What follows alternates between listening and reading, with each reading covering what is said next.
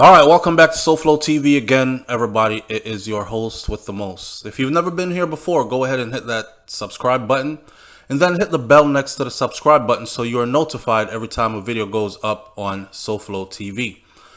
Today we're going to talk about the First Lady finally speaking, but we're also going to talk about Jovenel Moïse in his final minutes leading up to his assassination, and a couple of things that are now public information, which clearly shows us that our brothers and sisters in Haiti have a lot of soul searching to do. Divide and conquer can only work when you invite divide and conquer in. An investigation into the assassination of Haitian President Jovenel Moïse continues, and new details have been reported by the Miami Herald, shedding a chilling light on the president's final moments and his frantic cries for help. There were over 20 plus police officers who were pulling duty at Jovenel Moïse's residence the night when this went down. Before I go any further, let me make it very clear that I believe that every single one of them should be criminally prosecuted, because every single one of them knew what was happening, vacated their position and their role, derelict of duty. They failed to protect that man, which is what they were supposed to do. I would go as far as to even say that not only did they fail to protect him, but they were probably very much a part of the plan to assassinate him. Now, at 1:34 a.m., it is understood now, on July 7th, the night that he was killed, Moïse reportedly called the Haitian National Police Commissioner and said, "They're shooting by my house. Mobilize people, please," he added. Then the gunfires began again. But gunfires at this time when Moïse was calling had just started being fired. Now, watch this. He is calling the Haitian National Police Commissioner, and they still weren't able to do anything for him.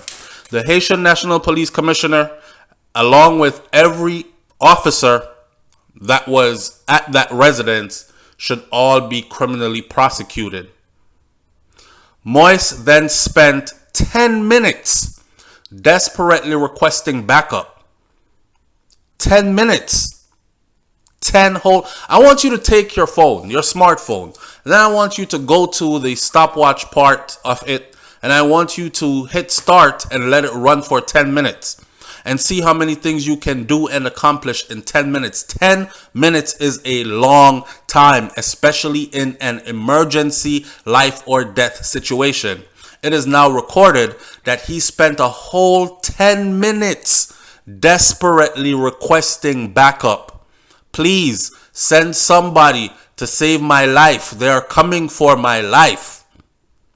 With no signs of his security forces, Moïse called another call to the tactically trained officer with the Haitian National Police, and he exclaimed, "I need your assistance now. My life is in danger. Come quick.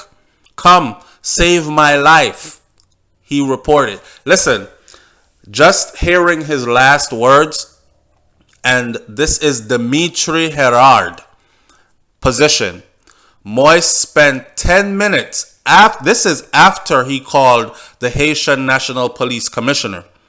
He called the Haitian National Police Commissioner. He spent 10 minutes after that. He begged the Haitian National Police Commissioner.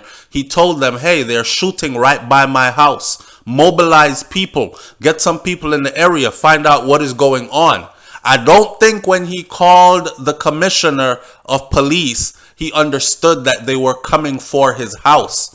I think he just thought that they were shooting close by in his area. So he called the highest person and told them to mobilize people.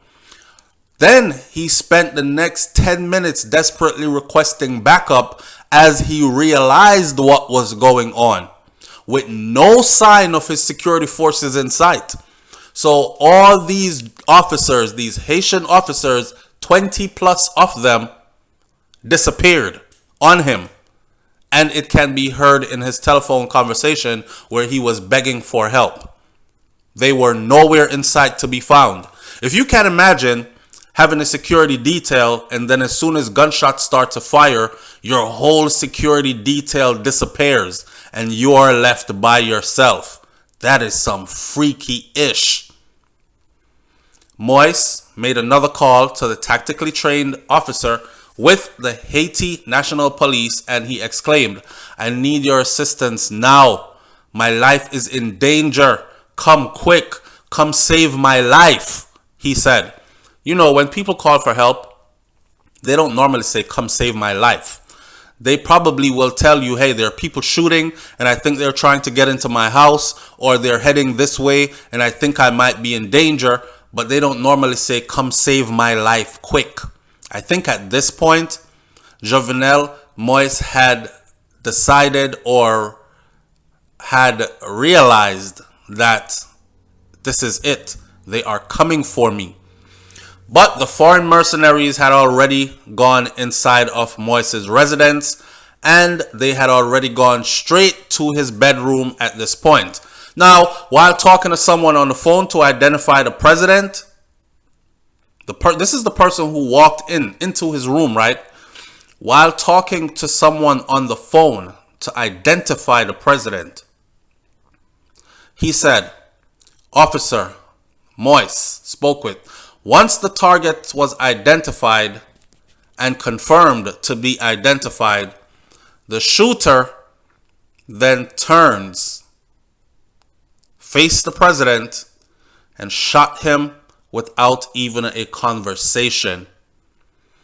This kind of backs up what the First Lady says, because if you remember, the First Lady, before she returned to Haiti, right before she returned to Haiti, when she released those pictures of her in a hospital, this is exactly what she said in her own words. She said, for you to kill a president like Jovenel Moise, and shout out to the Haitians who are constantly telling me, please pronounce his name this way. It is not said that way.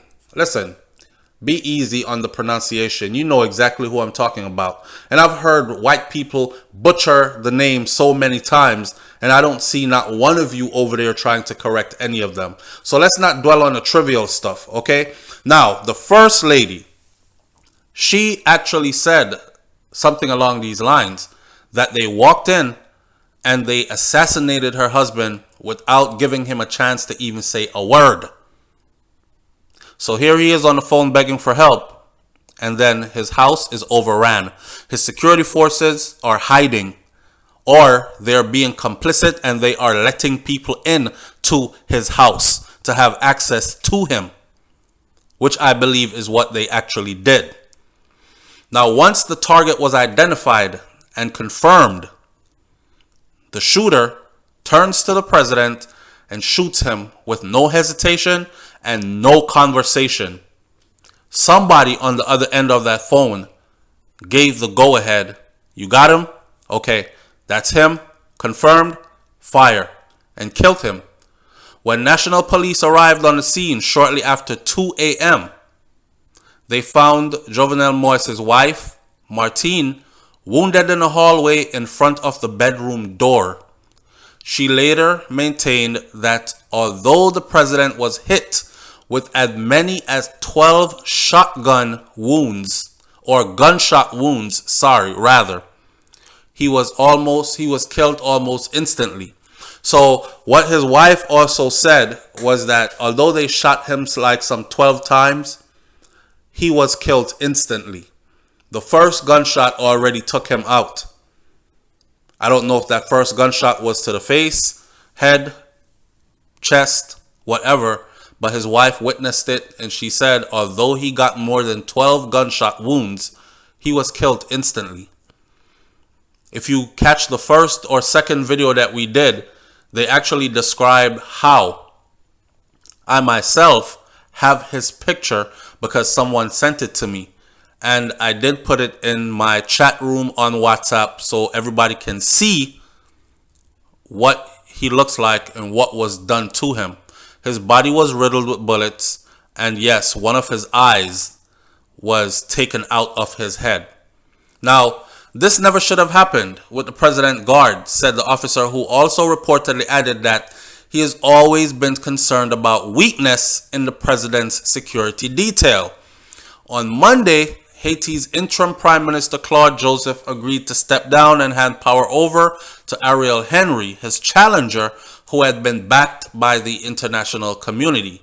Today, as I'm doing this video, so said, so done. He has stepped down, and they have officially enlisted someone else in his power. But we're not here to talk about who stepped down and who took power. We're here to talk about who is actually responsible for this. Clearly, man, this was an inside job. To be exact, quote unquote, allegedly what his woman said, or the first lady said. She said, "I am alive, thanks to God." This is what she said in Creole, which was translated in English. Haiti's Ministry of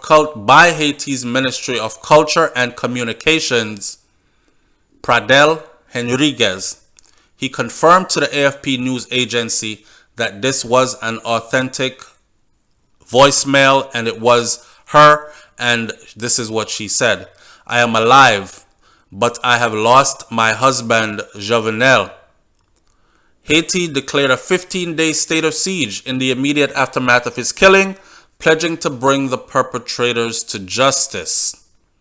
Now, we all know that she was transported to Miami and all that other stuff. She went on to say that in the blink of an eye, the mercenaries entered my home and riddled my husband with bullets without even giving him a chance to say a word.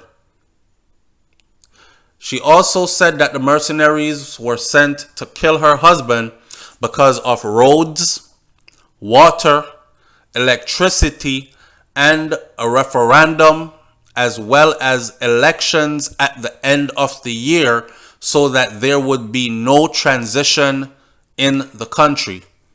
"I am crying. It is true. We cannot let the country lose its way," is what Martine Moise said. "We cannot let his blood have been spilt in vain," is what she said. Now, I think that his wife thinks she knows what her husband got killed for, but I don't think she understands. And I think that is also the reason why when they came, they only killed the husband. If she knew everything, they would have killed her as well. They know, and she knows that she doesn't know all. She thinks that this is about roads and water and electricity, and this is what she said in her statement.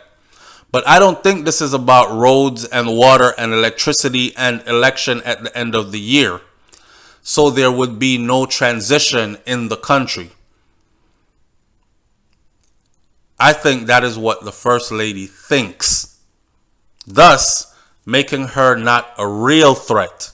Tell me if you agree with me in the comment section below. Now, in previous videos, I've said, I would be a bit concerned if my husband was, or not my husband, but my son was executed and his wife, him being her husband, was in the same room and all she got was a flesh wound to the arm. It kind of looks like, was she involved? Could she have possibly been involved? But the more I am reading, the more I am listening, the more I am hearing her speak, I realize that she does not have a clue as to why her husband was assassinated. She thinks it's about the road and the water and about election coming up. But this assassination runs way deeper than this. Leave your comments in the comment section below. Do you think that it is obvious that his security forces sold him out and they were a part of the plan? Not that they got overran. Because listen, if they had gotten overran, there would have been a firefight. A firefight for us in the military is gunshots being traded both ways.